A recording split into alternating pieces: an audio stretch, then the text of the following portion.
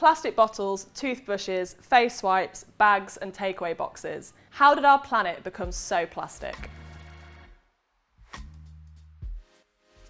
Plastic is an almost inescapable part of our modern world, and I have to admit that in some ways it's amazing. It's durable, lightweight, resistant to water and sterile, and it's enabled us to make innovations in travel, communications and healthcare that wouldn't have otherwise been possible.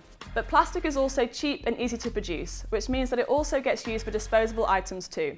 And it's these single-use items which have a negative impact on our environment, and in particular, our oceans. It's thought that if we continue with our trend of plastic consumption, by 2050 there'll be more plastic in the ocean than fish. But how do we escape our plastic addiction? I personally try and live a relatively waste-free lifestyle, but I definitely have some slip-ups. I want to share with you the lessons that I've learned, the swaps that I've made and the areas that I struggle with. And I also want to talk to members of the BBC Earth team who tried to live 1 month plastic-free. It is the 1st of July, which means that I'm now in Plastic-Free July, something I'm partaking in with some colleagues at BBC Studios, and we're giving up single-use plastic for a whole month. Luke, you lived a month plastic-free. What inspired you to do that? It's something that I wouldn't have previously thought about, and I think that's what made me think, oh yeah, I should give that a go, because I know it's such a big conversation now, and so I was like, yes, I should definitely throw myself into something that I know absolutely nothing about. So you're saying that before you did this challenge, you were not a conscious consumer? Yeah, no, I was very much just kind of coffee cups and Yeah. ready meals and whatever. I just wouldn't think about it at all, really. Whether it was the whole Plastic-Free July shifted me into that, oh, this is all stuff I should be doing, and oh my God, everything is plastic. Like meals, like even just like buying stuff from supermarkets, little tiny things. Couldn't eat crisps, man. That was tough. That was tough. All this stuff was completely new to me. It was such a headache. Yeah. It was so infuriating, but I've come out of it feeling a lot better about all that stuff. I feel like it literally makes no sense that you just can't get food without plastic. Yeah. I feel like I did pretty well. I think the main thing of the month was to attempt plastic-free, and there's probably a few places where I couldn't avoid it. But I think the main thing that I've come to realise is just plastic is everywhere and so convenient. So yeah, I didn't think I'd realised how much it would affect me, and now I'm going to try and continue to not buy plastic and keep it up with my keep cup, my water bottle and everything, and see how I go. Grocery shopping is one of the worst offenders when it comes to plastic waste. Supermarket packaging is thought to contribute over 800,000 tonnes of plastic waste every single year. That's equivalent to 150,000 African elephants. In the average UK household, over 50% of the waste produced comes from supermarket packaging. It seems like everything is wrapped in plastic, but there are alternatives. We visited a bulk store, a shop where you buy groceries from self-serve tubs, meaning you get minimal packaging. When I came here, as you know, I spilt beans all over the floor. So it might be a bit of a new experience for consumers. What advice do you have for them? So people who are quite new to it come in and they seem quite scared and quite afraid as well, especially to touch stuff, because it can be quite daunting. But because I am here all the time, I can really talk people through the process. It's a one-on-one experience. I think people find shopping packaging free quite expensive. For example, if you were to buy an avocado loose, it might be more expensive than 2 in many layers of packaging. So how can we make that cheaper and more accessible? So yes, people see sometimes zero waste as being a real, middle class, you have to have money to do it. You don't. I grew up in a zero waste household because we were just a little bit poor, not because we chose to. But if you do have the choice and you have the means to do it, then you should do it, because then that will push up the demand. More stuff will come in cardboard and packaging the more we ask for it, and then that will help trickle down. These bulk stores are great, but they're clearly not mainstream just yet, and when you're outside of a major city, they can be pretty hard to come by. It seems like we're not going to be giving up on the convenience of supermarkets just yet.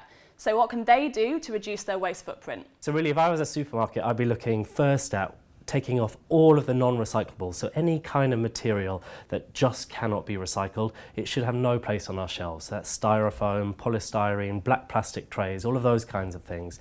And then I would start setting reduction targets. So really the only way we're going to be able to stop plastic pollution getting worse is if we stop producing quite so much of it. And that's what supermarkets can play a really key role in. Do you think it was more expensive for you to try and live plastic free for a month? Yes. Buying loose veg, I just don't understand why, but for some reason is more expensive. But then you get little things like you almost get the reward for being plastic free, where you take your reusable coffee cup and you get 50p off or something in your favourite coffee shop. That's great. I think there should be more things like that, because for terrible, simple-minded people like me, I'm like, cool, reward. Like, you're psychologically like, great, I should do more plastic-free stuff. I think that's kind of, there should be more of an incentive for that. You know, if you're getting loose veg, why are you not getting money off? Why are you having to pay more? I've ended up buying more coffee in coffee shops because of that, because I have my own cup. I want to make use of it, and also I get a reward, so it's good. In the UK, we use 7 million disposable coffee cups every single day, a total of 2.5 billion a year. These coffee cups are made of a tricky mix of paper and plastic, which means that only 1% of them end up being recycled. Most shops now offer a substantial discount for bringing in a reusable cup, yet only 2% of takeaway coffees are served in them. Why aren't we taking up the offer? In the year 2015-16, we used 191,000 disposable cups at the university, and sales of drinks in reusable mugs were only hovering around 3%. You'd save 25p on your coffee or your tea or your takeaway drink. But it wasn't having a particularly big effect on sales of drinks in reusable cups.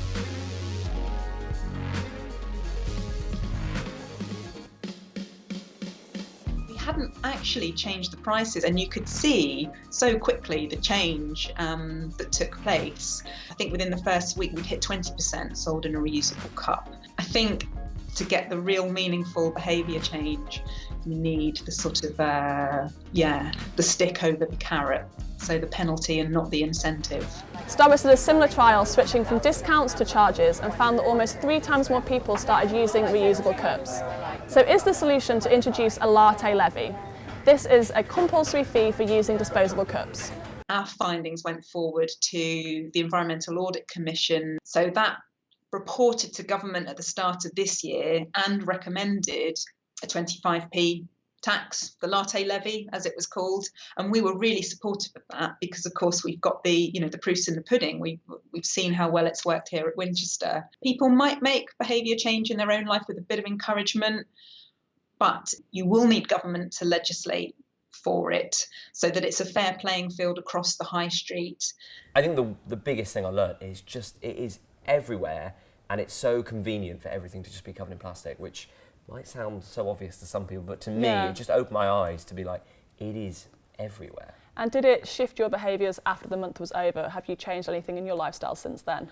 Yes, so the whole plastic-free July was very much kind of a, how plastic-free can I live? So I did in August kind of went back and, August 1st I had a great packet of crisps, guys, but like that was it. After that, it's now just about being mindful of not, if there is an option to get loose veg, I will do that now. Even if it is a bit more money, I will go for that option. As I said, I went quite far on the whole plastic-free July. I thought, what can I change that I'm not already doing? I was already doing keep cups, I was already doing reusable water bottles, so it was, how can I take that next step for a month? So I don't know if you looked beyond food, but as a woman, you have to remove your makeup. And I was using single-use cotton rounds. I was using single-use face wipes, which are actually made of plastic, which don't biodegrade. Wow, I did not know that. So I switched to using flannels with a cleanser. I also switched to a bamboo toothbrush. It's mad little things like that I did halfway through July. I was like, oh yeah, my toothbrush is plastic. Yeah, I think that's the next level of it, and I think I hope that I can kind of almost get there. If somebody else wants to do a challenge like this, what advice would you give them from your experiences? You've got to break your routine. So you've got to go out of your way to actually find the places that you can go to. It's hard at first. It's really hard, but once you get into that new routine, I think you get quite comfortable. And I think another thing to say is, like, don't be too hard on yourself, because our life is built around plastic, and I think it is nigh on impossible, especially in central London, to go a whole month without encountering any plastic in your life. If you do, bravo.